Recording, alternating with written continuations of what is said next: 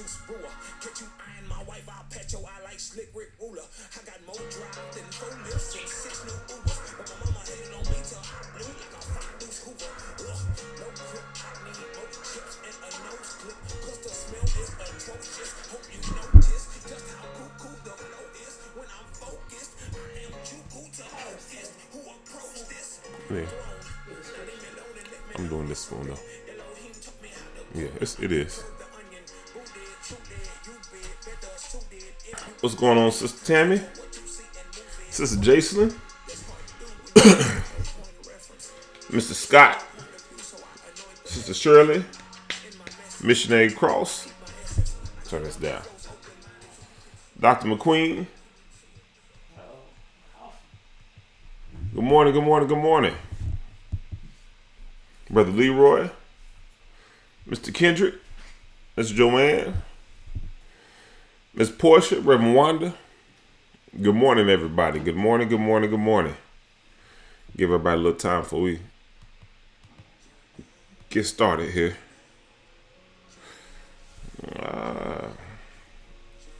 Good morning, Miss Claudette. Miss Aida, good morning. Miss Jackson, good morning. Sister Melanie, Brother Earl Moore Jr., good morning. Hopefully everybody's having a blessed day. Having a blessed day. We'll give her a couple more seconds. What's going on, Sister Keisha Ussery? Keisha, I think that's a couple days this week. You might break your streak. Dr. Hill, good morning. Miss Misty up in Jacksonville, good morning. Good morning, good morning, good morning. Let me turn this down. I got 6:30. Give everybody a couple more seconds before we go ahead and get started. Just want to say good morning to everyone. Thank you for joining us this morning on the prayer call. Hopefully you checked out Bible study last night, and hopefully it was a blessing to you. Man, this is Bible study is. I never thought just simply going through the Bible for Bible study would be as effective as it has been for us. But the beautiful thing about it is that you see everything. We can't pick and choose, and when you just go straight through the Bible, you have to see everything. You can't just pick and choose the parts that we like or the parts that feel comfortable to us. But we're confronted with all of God's word, because if it's left up to us, we would treat it like a buffet. Only pick and choose what we want, and what we don't want, we wouldn't mess with it. But so it's good that we have a chance to go through the whole Bible.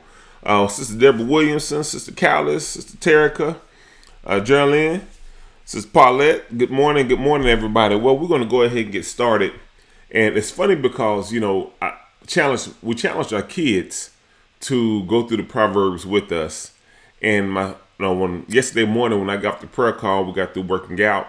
I went to my sons and I said, hey, you could tell which ones read and which one didn't. And I went to my son and I said, well, what stood out to you? What did you learn when you read the Proverbs? Now, so I know that we're supposed to be in chapter 7 this morning, but I wanted to speak to something real quick because my son said, I learned the things that the Lord hates or that he does not like. And he said, and that, when we looked at it yesterday, Proverbs 6 and 17, where it says, 16 says, these 6 things the Lord hates. Yes, 7 are an abomination to him. And we know that is a use of literature to highlight something. It's not just saying that there's 6 and then he hates one more than the other. It's basically saying he hates all of them, and that the poetical device is used to highlight it and to say it.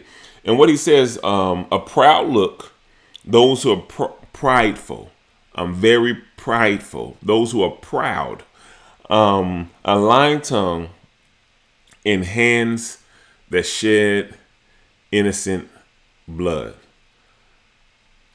This, and I teetered on this. I really did teeter on this because things like this are always a sensitive issue. But man, what happened in Georgia, that was the Lord hates hands that shed innocent blood. Period. White hands, black hands, brown hands, Asian hands, Latino hands, hands that shed innocent blood. And the issue is that unfortunately we go around, especially in the Christian community, and we highlight a lot of things. We on Christian radio, they talk about a lot of things. But when it comes to situations like this, what happened to Aubrey, it's almost like it's just a tagline and that's it, and let's move on to the next thing. And this is the issue with this. When we were in Proverbs chapter 7, it's 7 and I want to say 7 and 7. Proverbs 7:7. The father, he's when he's giving his son instruction, he said, I looked out of my window and I saw the simple going around. And simple is not dumb. Simple is not, he's not calling them simple in the sense of being demeaning. He's saying, I saw those who were impressionable. I saw those who were naive. I saw those who did not have experience and did not know certain things and how they could be caught up in certain things. And let's just be honest. I live in a pretty good community. I can go running. I can go out and go jogging. And well, I can't really jog, but I can go trotting and walking, and not really be in fear of anything. But when I saw what happened on yesterday, when I saw it didn't happen yesterday, but when I saw what happened, the issue is that we have children, and while everything might be good in my area where I live, I trust my local law enforcement. I trust people. I don't have to worry about certain things.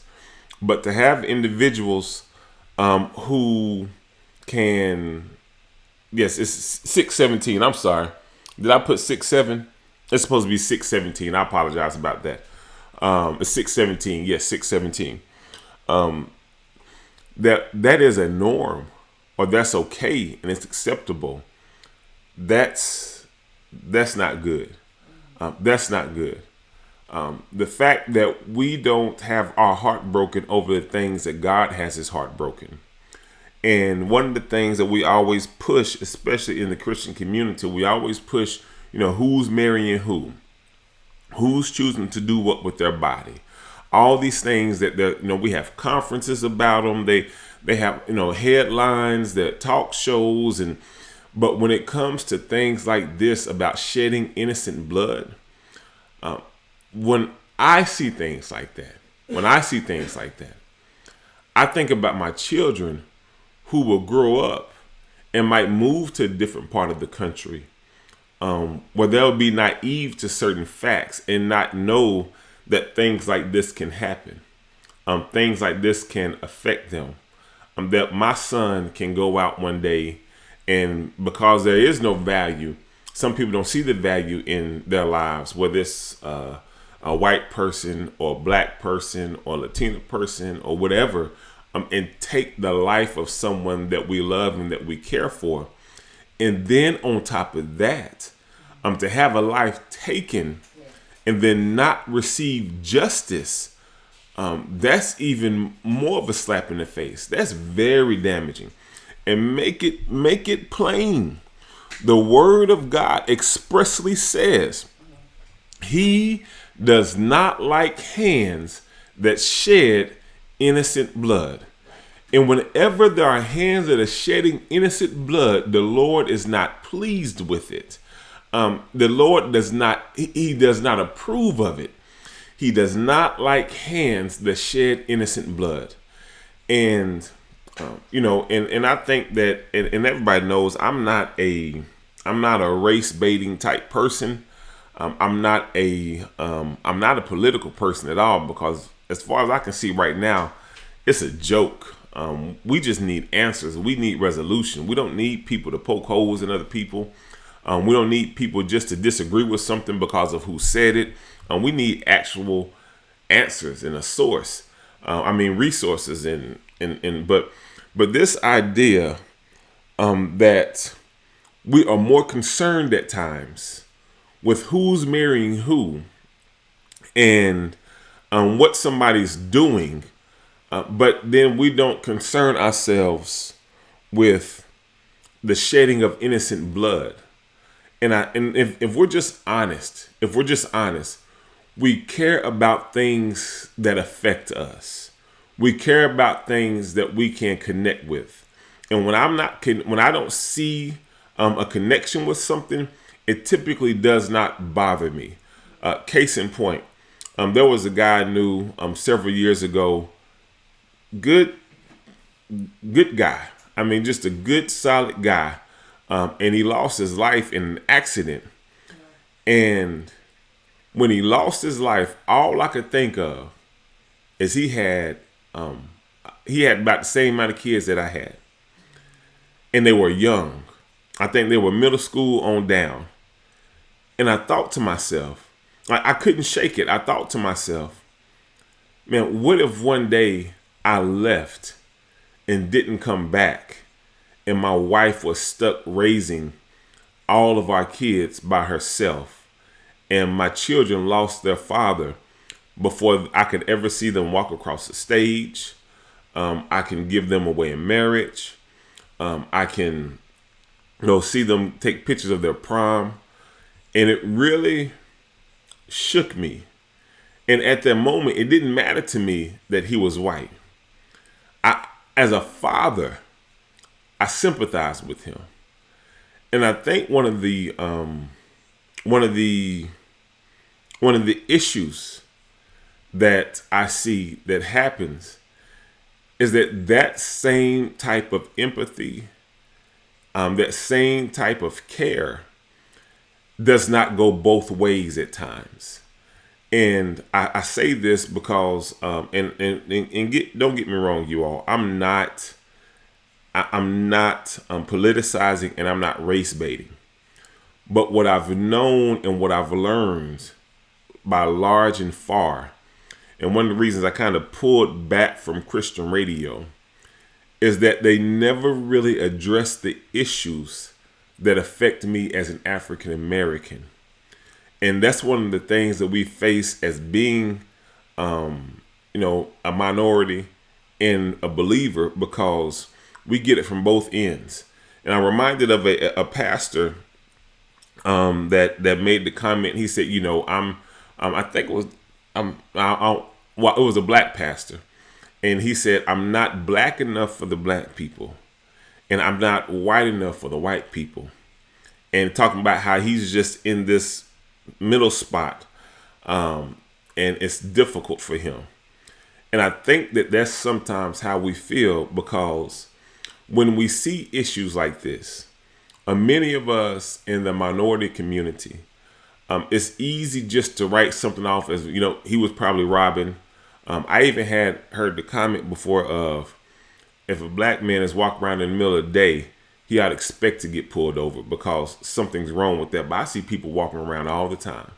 And that conditioning, that mindset, that someone can drive around, guns in tow, and on an unarmed person and engage. I don't even know how I would react if people came at me with guns in tow and engaged with me with guns in tow and just regular clothes. That is so.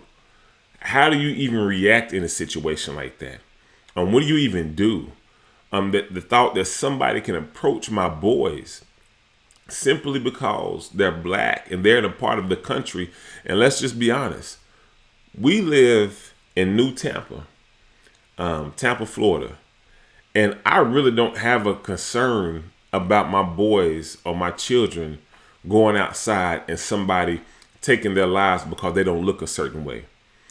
But when they grow up and move away, they're going to face some realities. My kids didn't grow up the way I grew up. I remember being called nigger. I remember being called porch monkey. I remember one time after practice, me, Marcus, Junior, and Isaiah were walking in front of the food line, and a truck drove by in a white Bronco with mud tires. So you already know what time it is. A white Bronco with mud tires, and yelled at us, go back to Africa. I remember hearing things like that, or seeing certain things, or watching in movies where the black person always the first person to die. There wasn't really any black heroes, so we were conditioned to think less, and not see the value in our lives. And granted, a lot of that has changed, man. It's so much better, but there are pockets in our country where it's not just that someone can take the life of an unarmed young black person, but the fact that they take it is one thing, but the fact that there's no justice that follows is something totally different. And the Bible makes it plain. The Lord hates those who shed innocent blood. And this is period. This is period. I mean, the Lord hates those who shed innocent blood.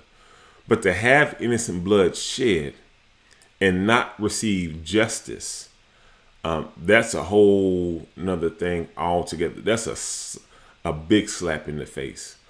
And so for us, where we are, I think that, as a father of two little black boys, and don't get me, I'm not racist.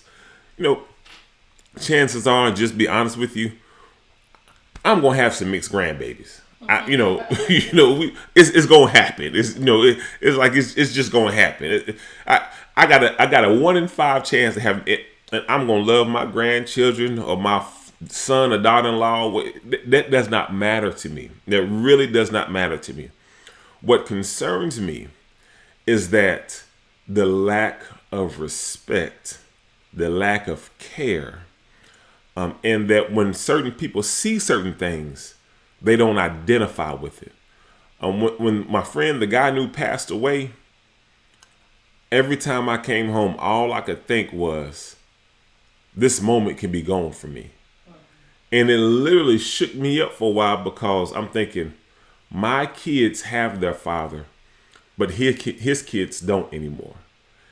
And I can't help but see, when I see things like that, there's somebody who lost somebody out of their life forever because people feel emboldened that they can go around and take the law into their own hands.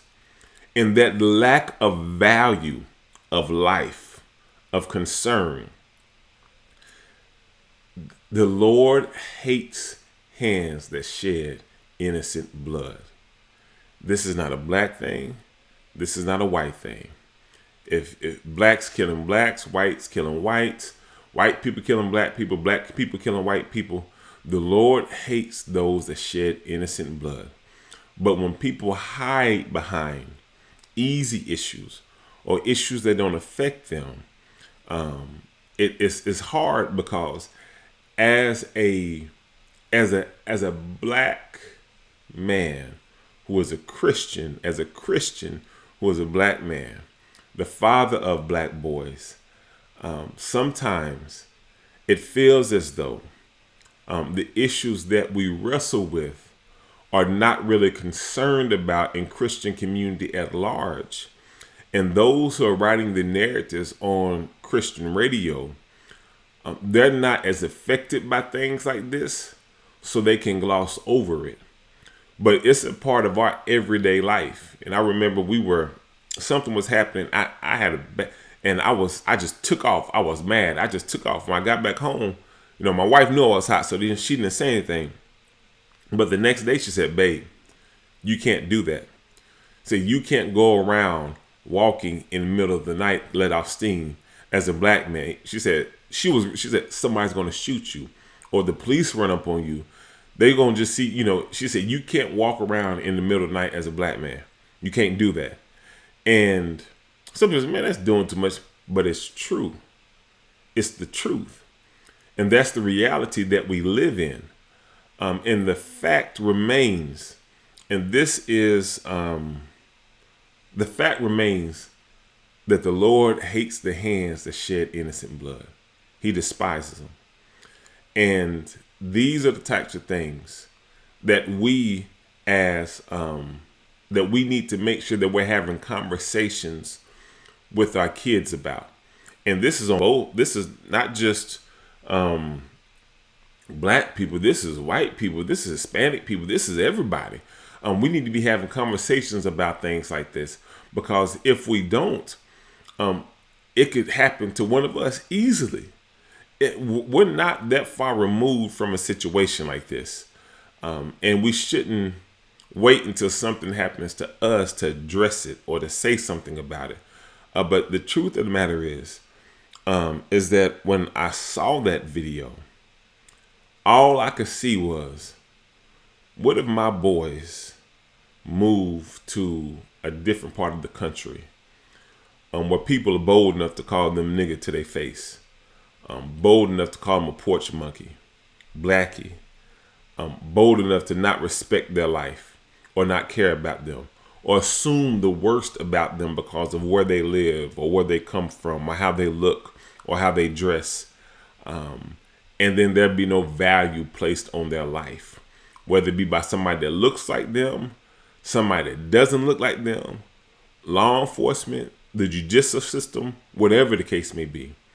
When we see things like that, it reminds us that although we've come a long way, and people want to talk about God judging America because gays and this, that, and the other, what about all the innocent blood that has been shed? If God was going to judge America, there's been a whole lot of innocent blood that was shed.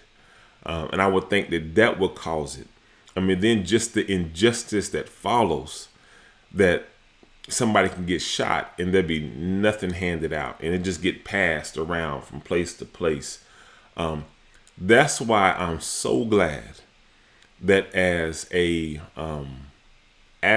African American, as a Christian, as a father, as a husband, as a pastor, that we have a higher power that we can appeal to.